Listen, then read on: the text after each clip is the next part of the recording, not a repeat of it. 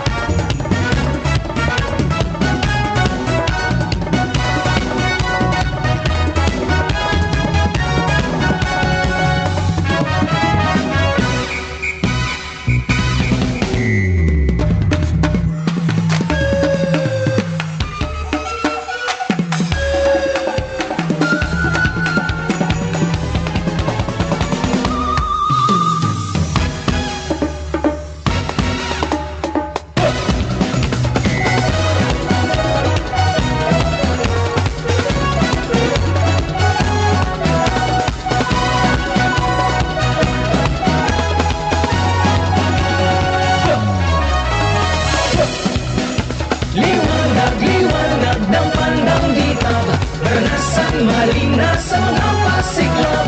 Oriental Mindoro'y nasasabit sa iyong pagdating, tuloy po sa amin.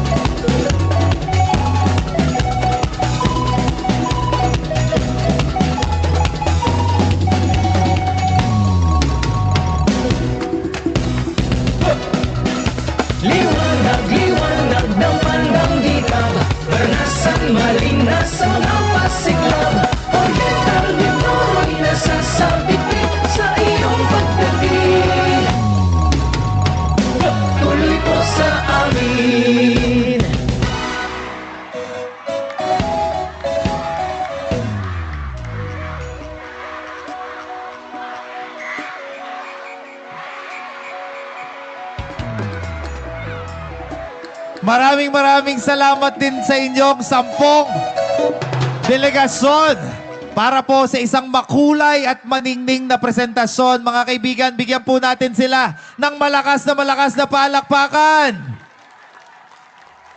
Salamat po. At ito na po ang pinakahihintay ng lahat, ang paggawad ng parangal sa mga natatanging nagwagi ngayong gabi. Sa punto pong ito, taus-puso po muna nating pinapasalamatan ng Department of Education, Schools Division of Oriental Mindoro at Calapan City. Gayon din po ang Juan Morente Senior Memorial Pilot School sa pamumuno po ni Dr. Florifel Llanto. Gayon din po ang Immaculate Heart of Mary Academy sa kanilang mahalagang suporta para po sa Pandanggitab Oriental Mindoro 2026. Ang bawat magwawagi po ngayong gabi tatanggap na espesyal na tropeyo na sumasagisag po sa Pandanggitab Oriental Mindoro dito sa Paraiso ng Bahaghari. Gayon din ang ceremonial check na magbibigay daan sa kanilang cash prize na maaari po nilang makuha matapos nilang maayos at malinis po ang kanilang billeting quarters. Inaanyayahan po nating muli ang atin pong mga iginagalang na opisyal, Governor Bons Dolor, First Lady Hias Govinda Ramos Dolor, kasama po si Vice Governor C.A. Jojo Perez, kasama po ang kanyang may bahay, Wilnor Caballero Perez, Mayor Rodel Magsino, Vice Mayor Aris Baldos, kasama po ang mga miyembro ng Sangguniang Panlalawigan at ating po mga hurado upang pangunahan po ang awarding proper. Sa atin pong mga winners, inanyahan po ang Head of Delegation at Choreographer, kasama po ang isang pares ng performer na umakyat po dito sa entablado para po tanggapin ang inyong trophy, cheque at cash prize. Ang Special and Technical Awards po, Most Disciplined Contingent, Best in Choreography, Best in Lighted Production Design, and Best in Unity Dance Presentation. So ngayon po mga kaibigan, tinatawagan ko na po ang may hawak ng resulta para po ibigay sa akin at may announce ko na po officially kung sino po ang tatanggap ng Special and Technical Awards ngayong taon.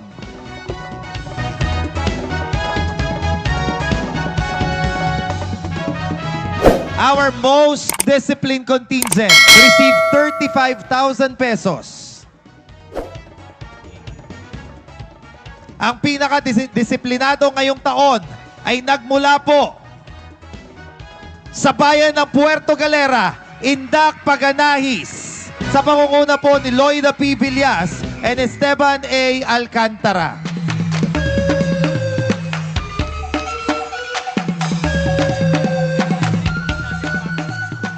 Tinatawagan po natin ang ating mga hurado dito po sa unahan para po samahan ang ating mga opisyales na ibigay po ang mga special awards and technical awards sa atin pong mga mananalo.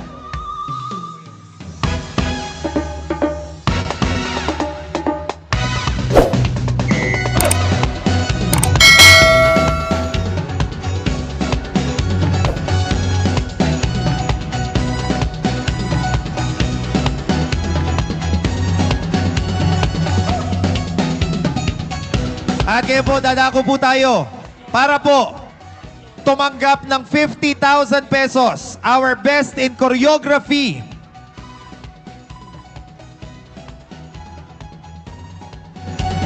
Ay nagmula po. Ang tatanggap po ay ang Silay Bahagsubay Dance Company, Municipality of Pinamalayan, Pili National High School.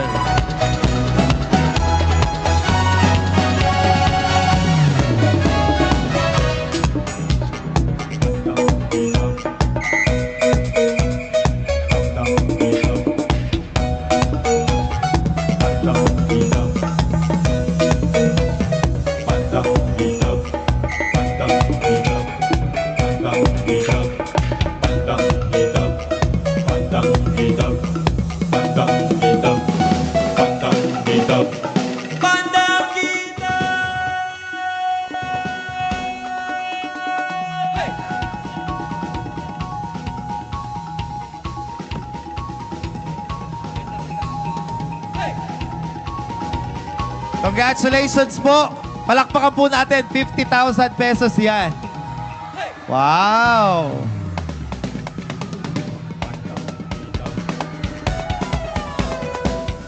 Ang sunod naman po,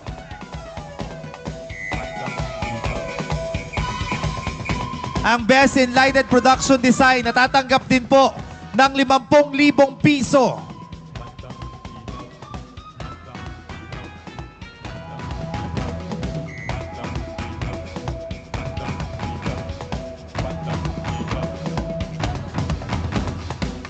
Tribo, Rayao, Municipality of Gloria.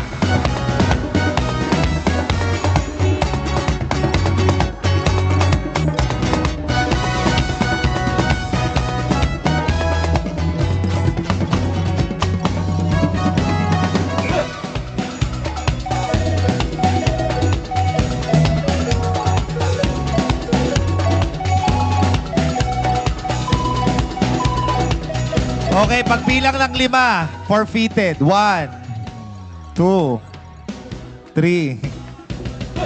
Ay, si Father Dave pala yan. Sige po, Father. Take your time po.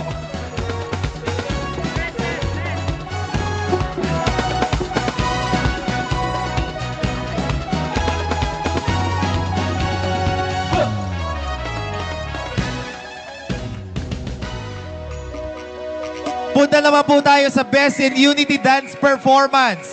Ito po ay yung ngayon. Yung pinakita nyo ngayon. Again, ito po ay special and technical award lang.